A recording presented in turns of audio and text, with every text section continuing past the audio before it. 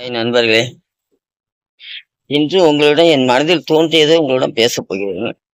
அதாவது மனிதனுடைய வாழ்க்கையிலேயே சந்தோஷங்கள், துக்கங்கள், அதே மாதிரி சில சம்பவங்கள் அப்படி நடக்கும்போது நமக்கு மனதில் ஏற்படும் சில விதமான ஒரு ஒரு விபரீதமான ஒரு கஷ்ட நஷ்டங்களுடைய நினைவுகள், இதை எல்லாத்தையும் நம்ம பார்க்கும்போது உடலில் நமக்கு என்னென்ன வகையான உதாரணங்களை காட்டுதுன்னு பார்த்தால், மனம் வேதனைப்படும் போது இந்த கண்ணிலிருந்து கண்ணீர் வருகிறது.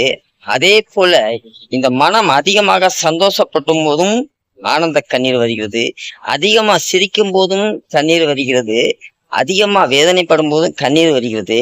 இந்த கண்ணீர் வருவதற்கு மெயின் காரணமே இந்த உடல் நீராலே தாய் வகுத்தில் நாம நீருக்குள்ளே இருந்து நம்ம நீராலே உருவாகி நம்ம நீர் நிறைந்த இந்த உடல் அப்பப்ப நமக்கு கஷ்ட நஷ்டங்கள் வரும்போது தன்னுடைய முகத்தில் பிரதிபலிப்பை காட்டுகிறது. பார்ப்பவர்களுக்கு நம்முடைய முகத்தை பார்த்த உடனே சரி, இவர்கள் இந்த நேரத்தில் துக்கத்தில் இருக்கார்கள், இந்த நேரத்தில் கஷ்டத்தில் இருக்கார்கள், இந்த நேரத்தில் சந்தோஷத்தில் இருக்கார்கள் என்று மற்றவர்கள் அறிந்து கொள்வதற்காகவும் இப்படி ஒரு உதாரணங்களை நாம புரிந்து கொள்வதற்கும் இறைவனுடைய அமைப்பே, இந்த இயற்கையின் அமைப்பே இந்த உடலில் கொடுத்து நமக்கு வாழ வைத்திருக்கிறான்.